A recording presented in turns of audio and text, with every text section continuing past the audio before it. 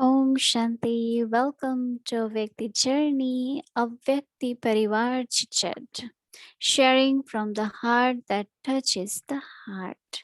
So let's invite our dear brother Eric.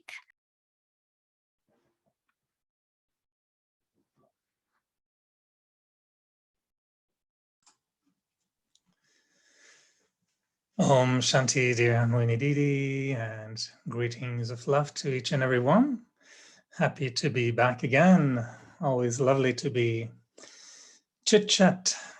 And I was wondering, Mohini Didi, if tonight we can have chit chat about the quality of the churning and some ideas connected to churning. I don't know if that's okay. It may not be the topic of obstacles but I don't have any obstacles, so I don't know what question to ask about it. So I thought, okay, let's talk about something, something different. But there were, I think, other souls who had question about churning and quality of churning. Is that okay if we go into that topic? Yeah, because tomorrow's Murli, when they read, Baba is talking about that all the wealth increases and the one main thing is churning. So it's appropriate. That's appropriate. You're wonderful. I've always been amused, with one idea that, and I know we've heard it many times when Baba tells us we are, the cows who are, eating the grass and churning the grass, turning it into milk. I've always been amazed how grass can just become milk. It's always a miracle to me. But it seems strange that we're all cows grazing. But when comes the time to look at what type of milk comes out, it seems there's a great variety of milk. And some cows produce very high quality milk, very organic, pure. And some produce strange milk, 2% milk, milk without milk. Some milk are a bit pink. Some milk still has some grass in it, and it doesn't feel like you want to drink it. And when I used to go to India the first time, I was shocked to see the cows churning or eating the cardboard. And I thought it's so dry.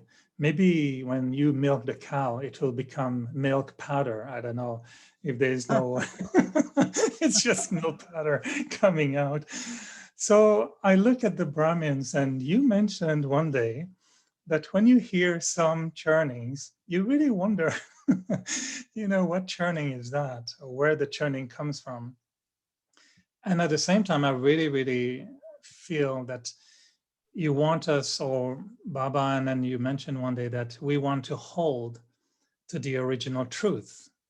So I have many questions, but you can imagine one of them being, how do we make sure that if we eat Baba's grass, the milk we produce is also Baba's milk, aligned with the truth that Baba has given us? So how do we make sure our milk is the right milk that we want to serve for others? I know, I'm sorry about vegan who might feel the milk issue a bit touchy tonight, but it's pure milk from Golden Age. I remember when I came to Baba, there are many experiences, but in the afternoon, first time when I went, and Baba will say that where the Nirvar Bhai's room is, that was a rock. And Baba will say, just go and sit on that rock and think that I am a mortal soul. Baba just gave one thought.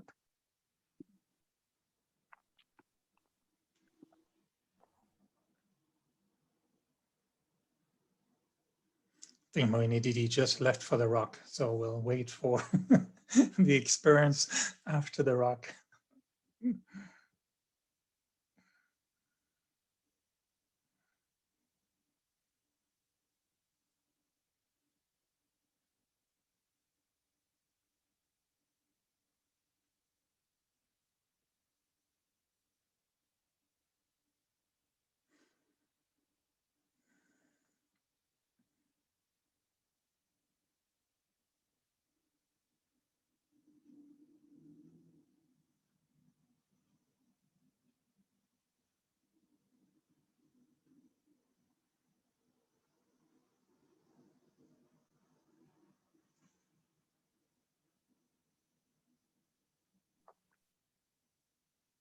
I came back.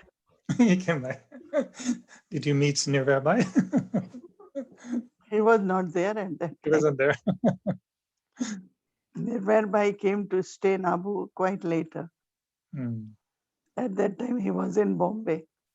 So I will go and sit there for 1 hour. And that is where I think the practice of something, that is where real churning happened. Okay, so if I'm immortal, what's the benefit? There won't be any fear.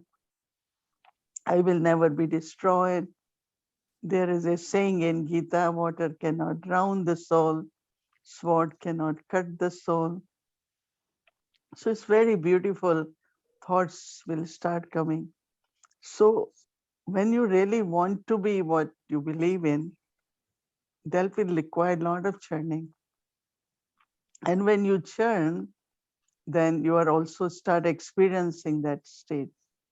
And it's not only at that time, but then later on, whenever there are situations which are little of fearsome, little bit of challenging, you just say, oh, I'm immortal soul. Nothing can hurt me, nothing can destroy me. Then you experience something and then you want to churn further. So churning is really something as a practice to become that, and then while becoming, you need further practice. Then you again go back and then you start churning. Like I am a soul, a point of light.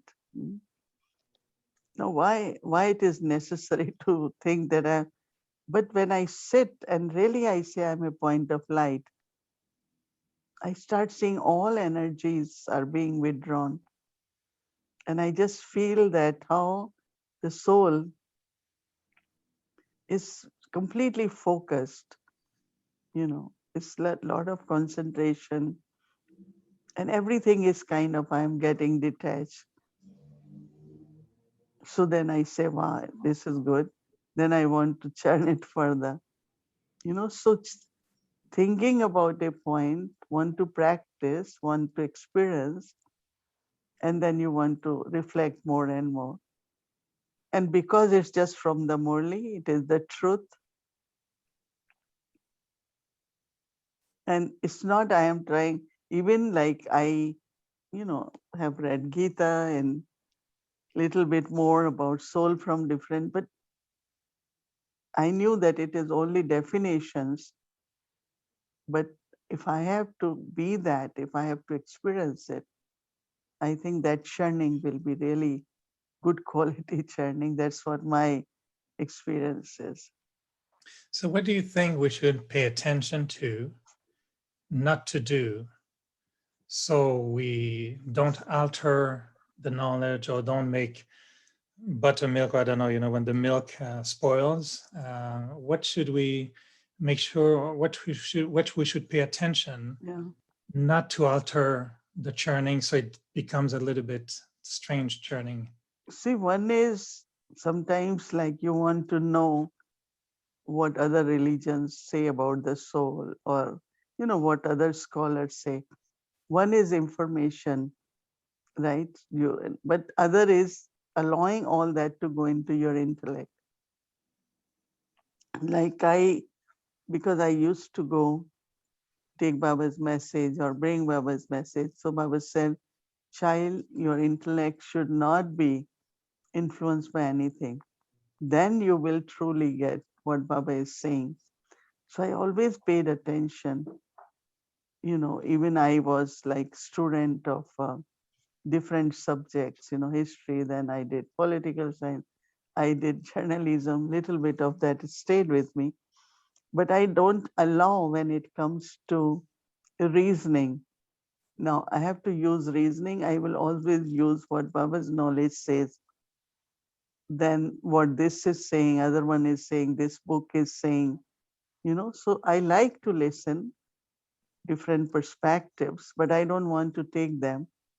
I just keep that perspective I get from the Murli. So this way I think the strength and that purity purity of the knowledge stays in the intellect. So You you'd know, say that not means to you not to live in, mix the knowledge. Mm. yeah, we live in the world, so so many information comes. And I am very careful even these days listening to the news, and I try to really minimum because I find that energies are there. So if I keep to my focus on the knowledge, if I keep to purity of intellect and not allow other influences of the knowledge on my intellect, I think then churning can be very, very pure and powerful. What part would play something like what I would call insight Mm. and touchings in the process? Do you look for these? Do you open your mind to get some touchings and insights? Is there a Yeah, difference between the two?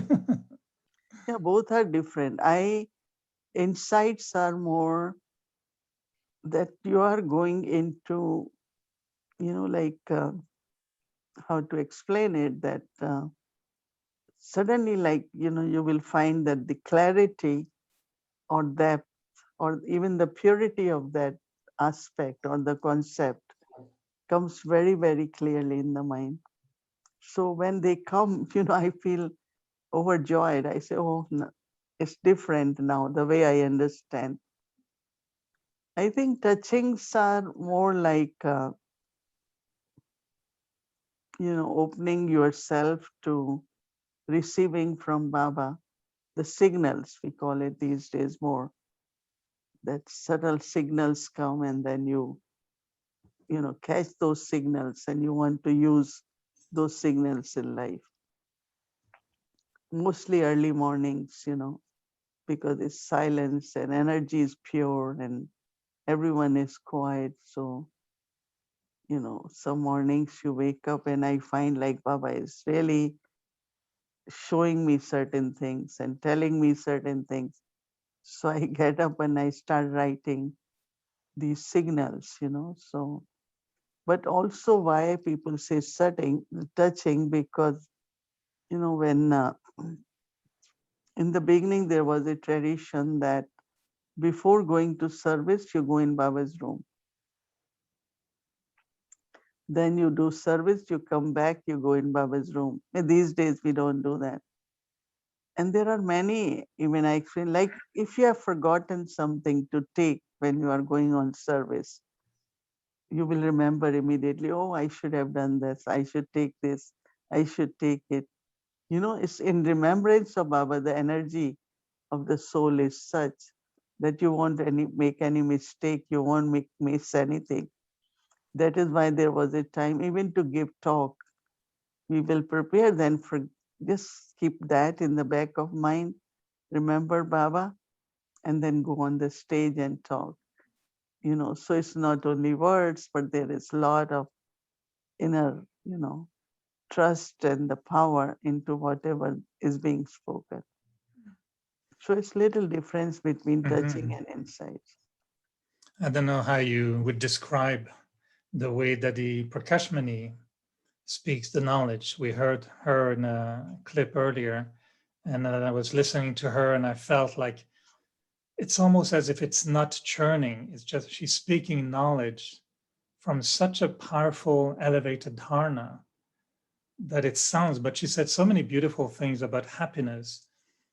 And it touches us so much because it's so attractive, I find.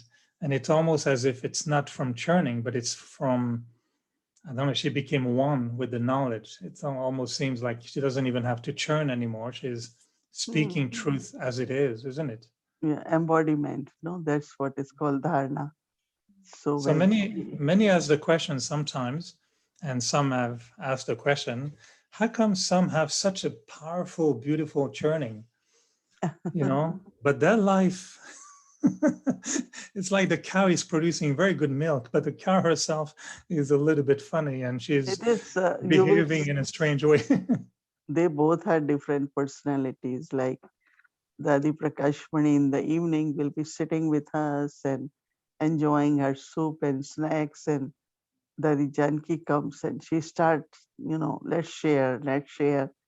Dadi Prakashmani said, "Oh, I don't need all that," because she was so much enjoying and joyful and experiencing the power of the knowledge because of being embodiment, that she didn't really like lot of classes or lot of sitting and having a chat. Like Dadi Janki really, you know, always let's see, let's sit, let's go into depth of this. She will keep sharing her spiritual churning and insight. So I think all are different personalities. With Dadi Gulzar, she was just silent. So she was internally understanding, becoming the embodiment, and also becoming using the power of silence. So all three really are very different examples for us. But those you see around you, like all the Brahmins, why do you think that some can have such powerful or beautiful churnings, but their dharana doesn't match? So how can we change that? Yeah, they are intellectually, some that is why I also, because sometimes if especially when those who have to give talks and classes, they intellectually memorize things, right? Or churn. I have to tell this, I have to give this example, all that. And I was sharing with Sister Gayatri that day that there was a time I was not talking much, like officially, like these programs. So I was very much merged in Baba and all that. And now I have to talk, so I have to use my intellect, right? That, oh, read Murli again or write Murli points. And but then also you have to be embodiment of that. That's definitely. So churning shouldn't just become an intellectual exercise. It should be very much connected one's dharana. That's what I feel. How would you describe the way you evolved in your own churning or your own relationship with churning the knowledge? Do you find that it has changed over the years, that you are doing it differently today than what you used to do before? How will I know? But I know that, I had this nature of reflecting all the time because motivating oneself towards efforts, I think churning always are very useful.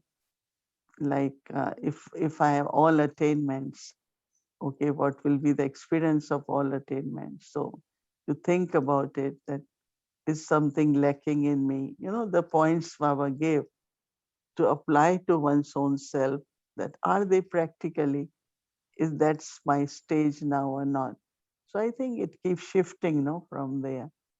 But now is more into, am I changing all into powers, attainments, or very, very, like Baba said, within 1 second, be in silence or a particular stage.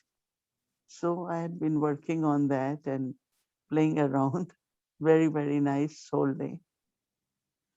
But I know you like to write, and I think you're very welcome to share your writings more often, because we received recently, when the Diguzar left, you wrote something absolutely. I kept it almost as a poem, and I was really wondering, Sister Mohini, when did she write this? Because you sent a few words about the Diguzar, but the way it was written, I mean, I have French sanskars, and we like poetry, and you know me, I put a lot of flowers everywhere all the time. But I thought that just for me revealing a side of your reflection that I didn't read often.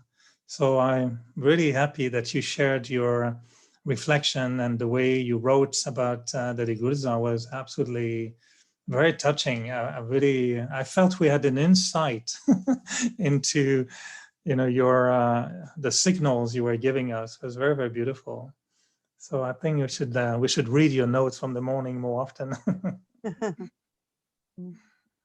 The feeling I have is what's the next phase? Now we are listening, practicing, checking. But we know that Baba has told us that he wants us to move to a point where we say a few words and they have such an impact. And we've been talking a lot and we know we have to talk less. So is the quality of the churning has to change, or is it just a question of dharana?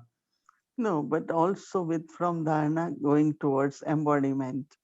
So we were thinking to take look at Dadi Gulzar and how her quality is, how she communicated, and what was her quality of efforts, more of silence. So we are thinking to take a month to also, in honor of Dadi Gulzar, uh, image of silence or embodiment. We call it Swarup, English is embodiment. So we are thinking that we will kind of make intellect calm down and come into more embodiment part too. That's what we are planning to do for a month Oh, after that. lovely.